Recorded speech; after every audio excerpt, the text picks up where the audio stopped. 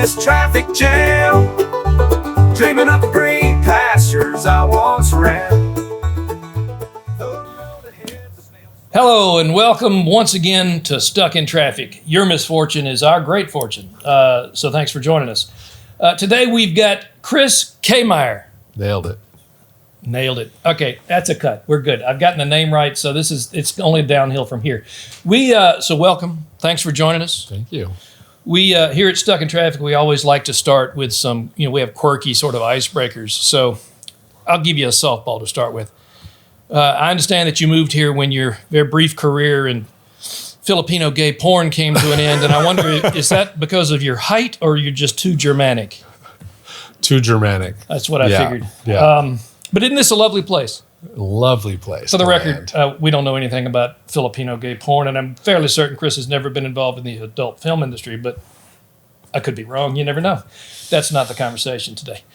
You are head of Pisgah Area Sorba. Yes. Tell us what all those acronyms stand for. So I am executive director of Pisgah Area Sorba. Sorba is the Southern Off-Road Bicycling Association, and so it's a larger umbrella group around the whole southern U.S. region that encompasses all the way down to Louisiana. We're kind of at the north end in North Carolina. There's 49 chapters, and we happen to be one of them. Yeah, I was a member of the Birmingham Sorba. I used to mountain bike a lot at Oak Mountain in Birmingham. It was an active chapter. A lot of folks, because Birmingham's a big town. This is an interesting chapter because it's a big playground. It's a big playground. A lot of trail work, a lot of stuff that you guys do. I work a lot with DuPont. I do the trail crew in DuPont, and it's a lot of fun. I need to do more in Pisgah, so yeah. After this, I'm your bitch. Just let me know when the committee's meeting. I'll drive a shovel because that's what I do. But it's a fun organization. I'd met you the other night. Your partner, Chanley, who is a wonderful masseuse. Please tell her I'm not fully crippled and I seem to be recovering, and my lawyer will not be in touch anymore. Good. Glad to hear it. Chanley is a wonderful massage therapist. I've had back problems, and she's trying to help me through this. And I met you the night of. It was a couple of weeks ago, the film festival, the mountain bike film festival at the Co-Ed Cinema here in Brevard. Yeah, so we were awarded, chosen by Free Hub Magazine to host a Free Hub film festival. So it's a national film festival that makes the tour, and one of the stops happened to be in Brevard. And the first year we hosted it, 3 years ago, I think we had 15, 20 people show up. And then this past Tuesday, I can't remember the exact day. How many people? It was several. It was over 200. Yeah. We were actually worried we were going to get a visit by the fire marshal. Capacity of the theater is like 238. Yeah, I love that little theater. I love the theater because awesome. I love movies, but I've never seen that many people in that cinema. I mean, yeah, it was great. It was a great night. I didn't win any of the prizes. I should complain to somebody about that, I'm sure. You can complain to me, and okay. It might. All right, I'm no longer going to work on the trail crew then. I'm going to rescind that because it's just the way it works out. So, but before you were here, because I want to get to the why you chose here, you've been everywhere. Apparently, we had Hodge on the show early on, and Hodge, too, I think, has been everywhere. Do you know Hodge that he's a bike mechanic down at Squatch? I know the name. Yeah. So, and he's delightful. But he too is sort of a legend in the mountain bike world. Maybe that's in his own mind. I can't remember. Anyway, but you've been everywhere and you build trails. Yeah. So tell me about what you have been doing, what life has been like for you somewhere else. Oh, wow. Okay. So started out building trails professionally back in 2009. I was one half, my wife at the time, she was the other half. We were the IMBA Subaru Trail Care Crew. So we traveled around the U.S. teaching trail building for 2 years, living out of a Subaru. So ended up working. You lived in a Subaru. Yeah. And that was a move. For our audience, you have to understand, he's sitting now, but this man is tall, much longer, it seems, than any Subaru. So just bear that in mind. So go ahead. So, that was actually a step up. We had previously come off the road from bike touring for 2 years. And so it was a tent to a Subaru. And so we're like, oh, this is living all the dream, right. Yeah, living the dream. So did that for 2 years. In my previous life, I was in golf course construction and grow-ins and maintenance, and so that really translated well into trail building. And so I stayed on with IMBA and worked with Trail Solutions, their consulting arm, and got to work in a lot more states. I think at this count, I'm in 42, 44 states that I've worked in, that I've built trail in. I have worked in 11 countries, built trail in, designed trail in, and just path of life. Wow. For our audience, IMBA is IMBA, which is the International Mountain Bike Association. Yes. Yeah, which is obviously from the acronym, it's an International Mountain Bike Association. But they fund projects. When I lived in Alabama, they funded a really cutting edge project, which you might have been involved with, on Coldwater Mountain in Anniston, which I rode it. The week it opened, it was a great trail. It needs some help if you can go back and tend to it. It needed some maintenance the last time I rode it. I was there last year. It definitely is getting loved.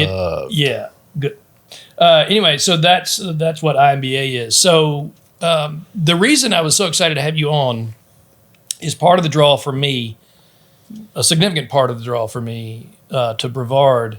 Even when I lived in Alabama, I did a lot of biking in Pisgah and DuPont, mostly DuPont. Pisgah is a young man's game. Mm-hmm. I don't heal as fast as I used to. Mm-hmm. I'm of the two categories of mountain bikers, those who have broken their collarbones and those who will. I have broken collarbones. So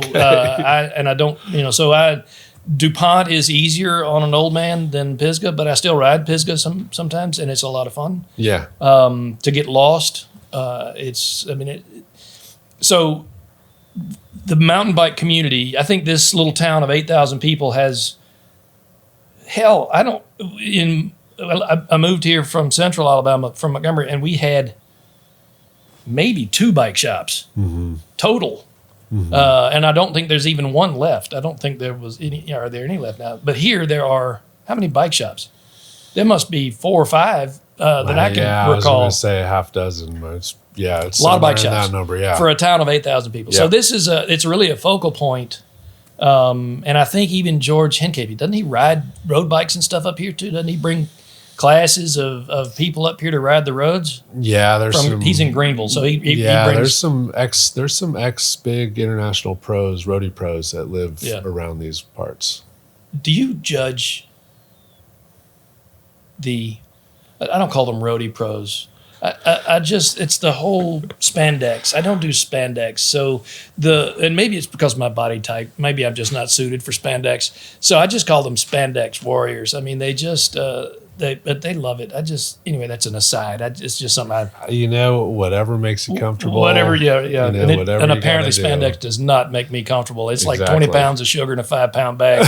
It's really, and it scares the women and children. It's a bad idea. Anyway, so you moved to Brevard how long ago? 2.5 years. What brought you here? A woman, Chanley. Okay, so and Chanley's lovely. She is delightful. She's awesome. So you, in 2.5 years, you kept building trails and all that sort of stuff. Yep. And you like to ride as well. I like to ride. Yeah. I used to have, when I lived in Colorado and out west, I used to have goals of climbing 500,000 feet every year. On a bike. On a bike. So I get out on a bike a lot. I don't get out that much anymore. You got a day job now. I got a day job now. Yeah. But my day job still allows me to get on a bike. It's a pretty cool day job. That's too. important. Yeah. So what do you like about mountain biking? I like the immersion in nature, but I like the challenge that trails present. I like the puzzling out of trails and the fact that you can, when you get to a certain point, you quickly puzzle out trails. You quickly figuring out, how am I getting my front wheel there? How am I getting my back wheel over it?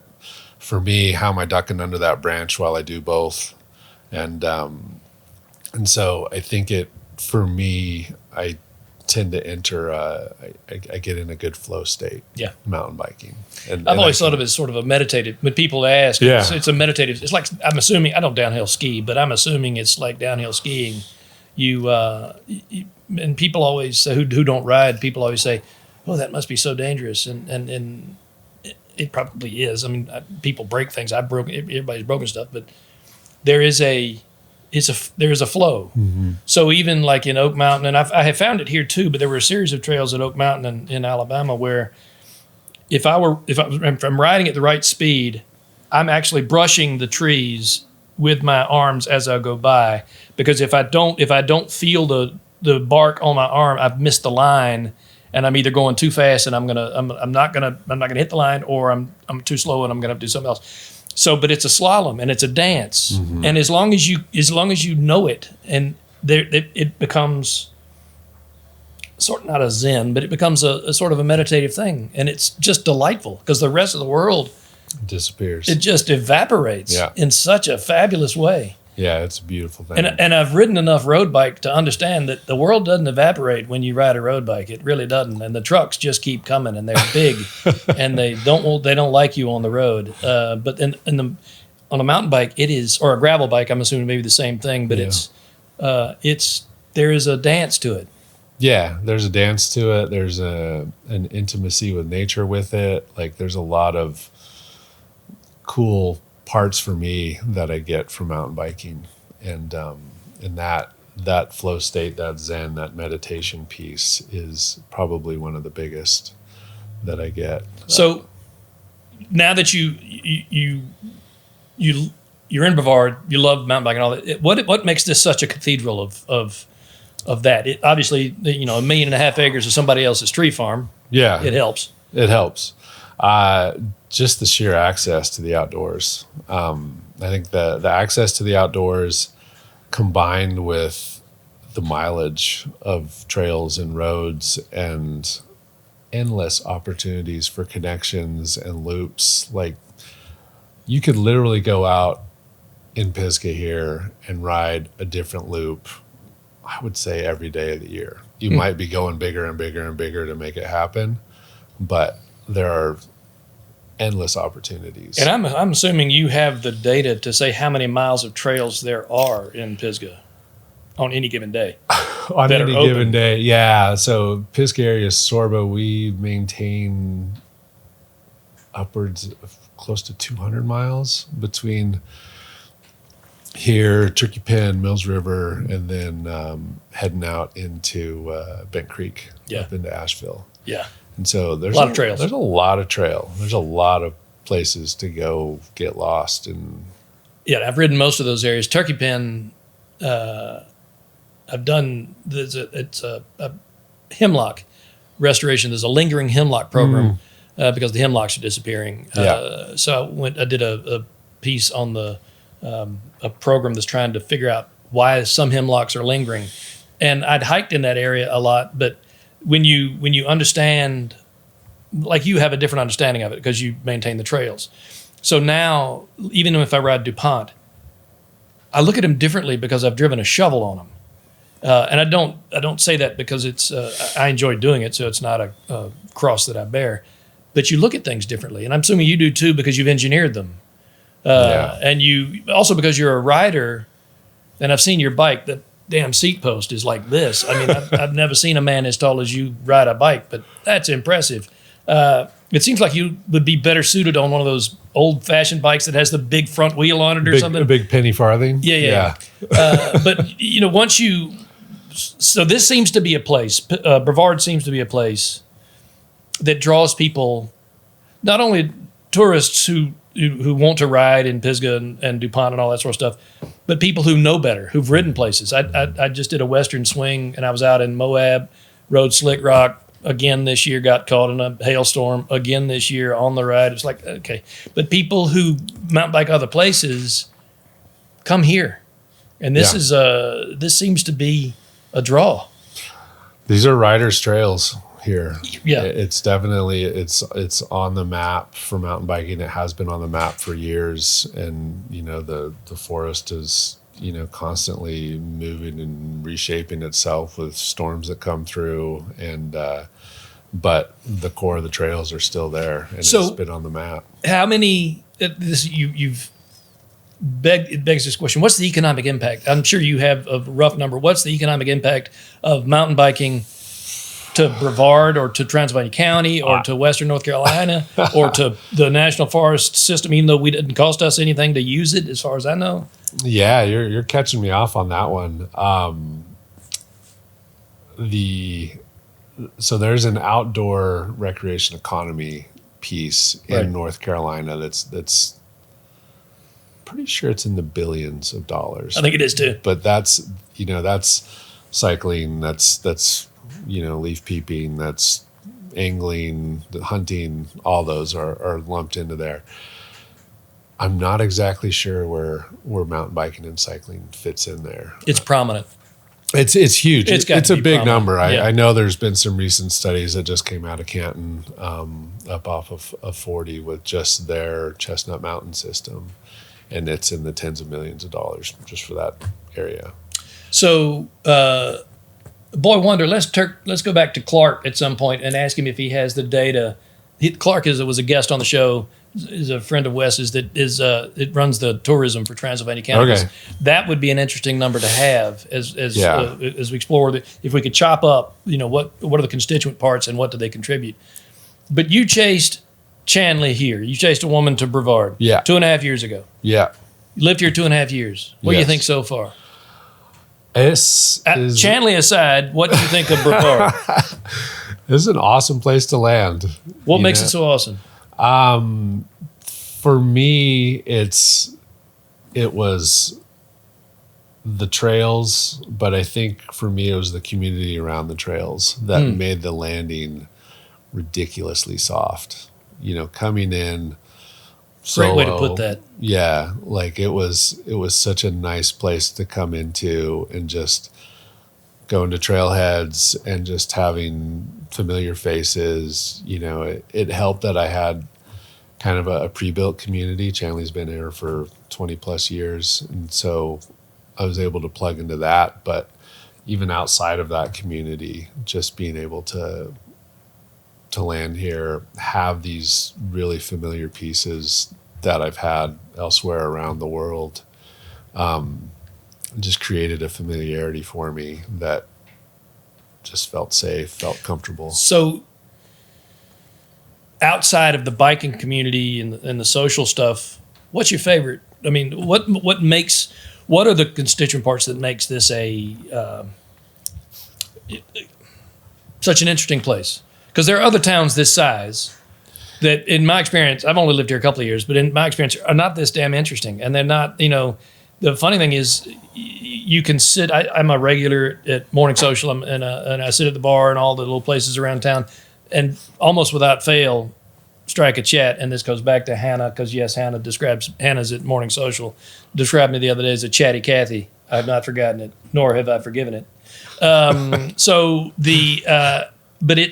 the people here seem to embrace other people.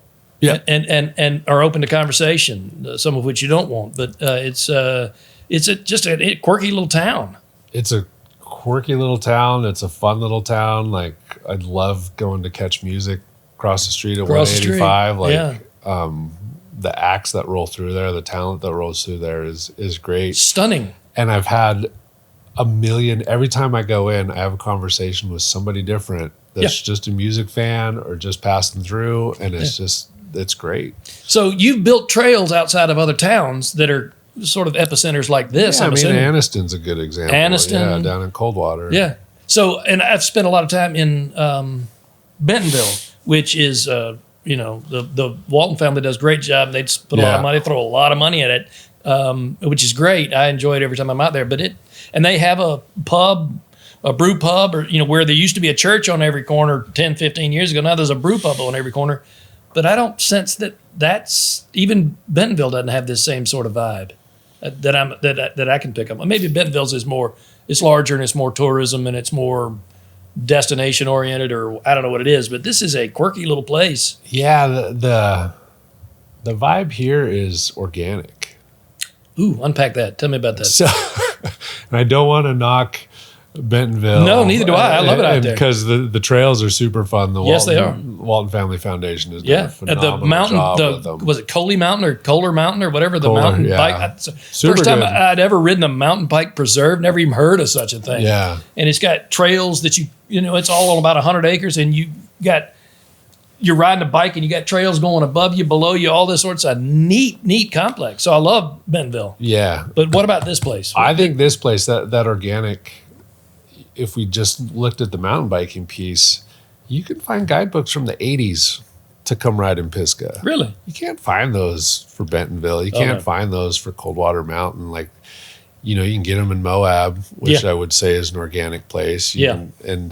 And so it's one of these communities that has been around, and it had a place for trails when mountain biking was in its infancy, and people were attracted to it, and it had a place where the waterfall scene here is Stunning. amazing. Like, it's coming from the arid west. I'm always blown away that they just continue to flow. They're always going. Yeah.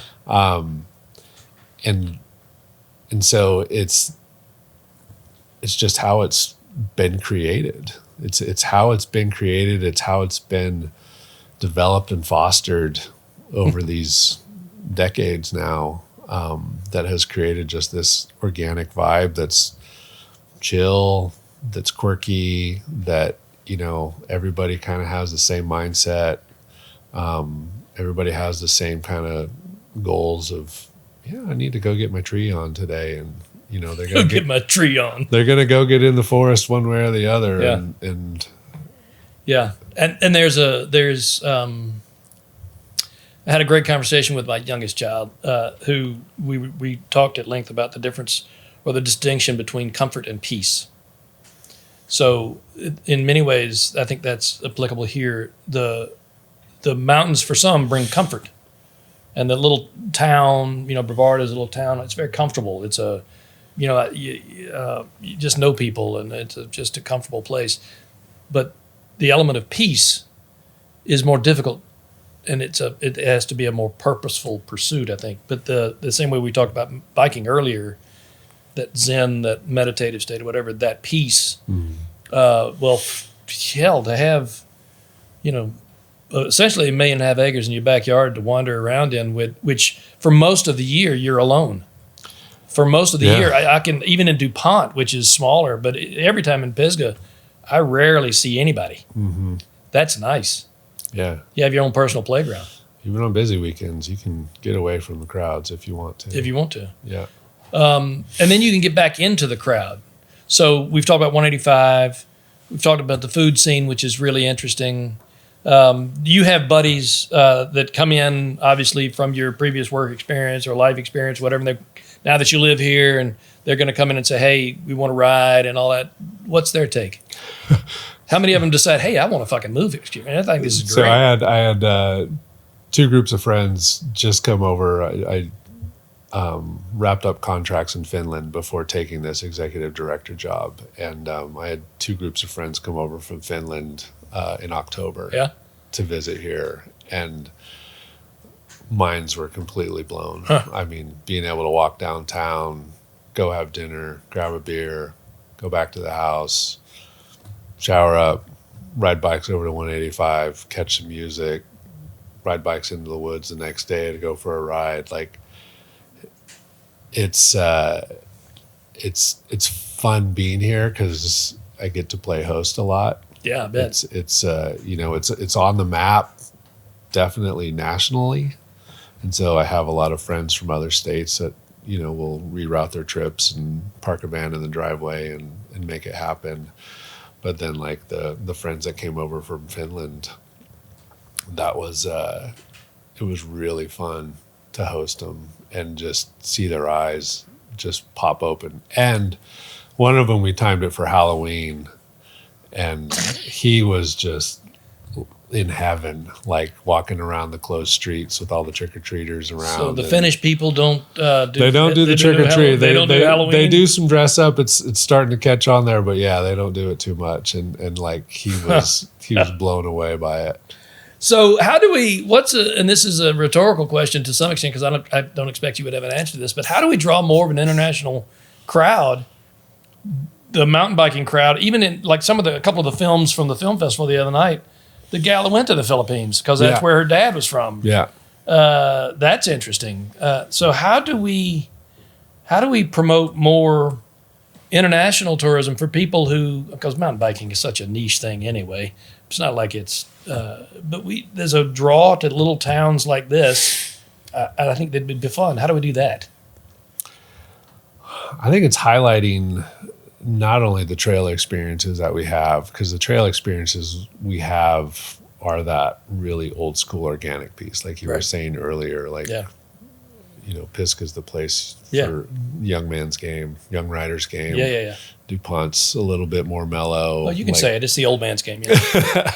There's definitely a progression of skills and experiences in this zone. So highlighting that, but also highlighting outside of the trails more. And I've seen it and been involved with some resort planning in Europe and the Alps, and very little of it is the trails. Like, it's the experience outside of it. It's the experience outside of the trails. Like, you're only riding for 3 or 4 hours a day. Yeah.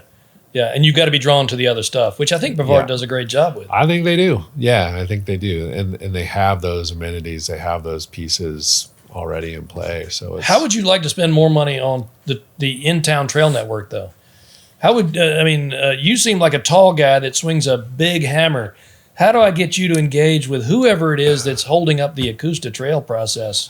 Because that was another reason I love living here and I moved here, because the Acoustic Trail, it'll connect us to Hendersonville. Yeah. And then eventually, have you ever in the Swamp Rabbit Trail that goes down into Greenville? Just a little section up around Travelers Rest. Travelers Rest. All right, so it's the mileage marker starts at like some weird number, like right there at the Ingalls. It starts at like 17 or something. And when I first rode it, I thought, that's weird. I don't know why the trail marker. So it must be 17 miles into Greenville or whatever. No, it's not. So the number made no sense to me. So I stopped at the bike shop in Travelers Rest and said, "What is this? Why is this weird?" Well, it's apparently that number is the distance to the state line. The trail is designed to go further north, and that trail is designed to connect with the Acoustic Trail. Mm-hmm. So you would essentially be able to leave Brevard, get halfway to Hendersonville, turn right, and ride a bike all the way down into Greenville. Yeah. Yeah. And as we know from all trail networks, if you build it, they will come. It's like the Field of Dreams, for God's sake. We're a Kevin Costner movie waiting to happen. Yeah, no, and I think the fact that Henderson County completed that Acoustic Trail intersection, which is really nice. Like, it is Field of Dreams down there. Yeah. It's super nice, and there's the Friends of Acoustic Trail. They've recently hired an executive director. I didn't know that. She's making things happen some more, so it's coming. And eventually we're going to be able to get down to Hendersonville, get down to Travelers Rest. Yeah, I don't know that you and I'm older than you, but I don't know that in my lifetime I'll be able to ride. I don't know that it will connect to the swamp and I'll be able to do that. That'd be great. Yeah. But the ride to Hendersonville would be delightful, to be able to ride, 20 some odd miles over, eat lunch and ride back. That's a nice day. Yeah. And the fact that it could be bookended with, some nice green spaces and restaurants, and it's a pretty. And I think one of the holdups here was where's the terminus, whether it's the old train depot, or whether they bring it into town. Because if you ride another half mile or whatever, you end up on Main Street. Yeah. But there's no terminus or anything. It's just where the trail ends. That makes no sense. But that's wonderful. So taking in that spirit of things, you're a tall fellow. I am. You've got great experience in the world. I give you a magic wand.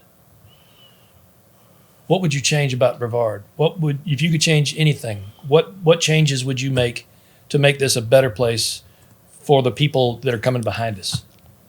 What sort of vision would you apply? How would you make it different? Oof, that's an awesome question. Thank you. Better than I'm assuming it's better than the Filipino gay porn question. It is. That's just me. It is. Yeah. This is a little more applicable for me. Okay, good. Yeah.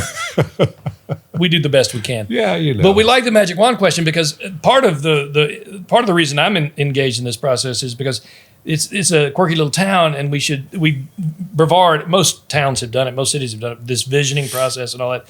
So, all right, my children will probably never live here, but somebody's children will live here, and I like the idea of planting trees, the shade of which we will never enjoy. Yeah. So Brevard needs to engage in that because we're sitting on a gold mine, and sometimes we just seem to shit the bed, and I'd really like to avoid that. Yeah, no, I mean, for me, I would love to see better connectivity all the way through town for bike and ped infrastructure, bike and pedestrian. Wouldn't that be great if you were staying at an Airbnb in town, and you can do it now, but it's tough. And sometimes you have to cross traffic in weird ways and all that sort of stuff. Yeah, there's some. But you can ride all the way out to the hub, and you can ride, or you can take my least favorite trail in all of humanity, which you have raised money now to fix, which is just up the hill here. I won't name any names, but Bracken, it rhymes with Bracken. But the opening section, the first mile or whatever, the intro to that trail stuff is such a ball buster. It's like it's a disincentive.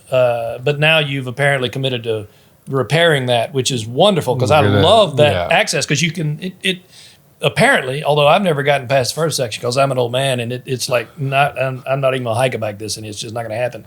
But you come out on that Davidson River Trail. Yeah. So you're in Pisgah at that point. Yeah, so, you can connect up all the way to Horse Cove Road and then Joel Branch and then pop out on Davidson River Trail. So what's your timeline on fixing that one? We actually raised money. We're working with the town. They have we have a contractor selected, finalizing contracts. We're heading into kind of a rough construction season just with weather and freeze thaw.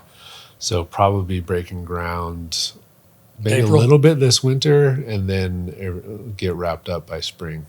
So back to the magic wand because I'm not going to let you go on that one. Yeah. What would you change? Because you've been other places. I would change connectivity and really encourage people to be able to get around town without having to drive cars. Yeah. But also from my mountain bike lens, just have some more micro trail opportunities around town. We have a lot of these little green spaces that are full of privet and, other little invasives that would be great to get in there, clean out, do some trail experiences, get people into nature right into town. So they didn't have to go out to the tree farm. And a town like Bentonville does a great job with it. I mean, you can park in downtown Bentonville at the courthouse square and ride a bike to a trail, even if the trail is up a building, which they have those too. And what that does is it makes a Brevard, it makes a Hendersonville, it makes wherever the trailhead. Yeah. So they're doing a ride and coming back and grabbing a sandwich, grabbing a beer, grabbing a pop, getting on the road, hitting the bike shop. Yeah.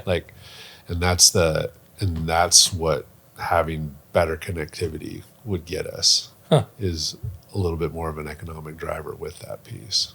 And that's why that Acoustic Trail's rad, because that's gonna help. It bookends two towns where the towns are gonna be the trailheads.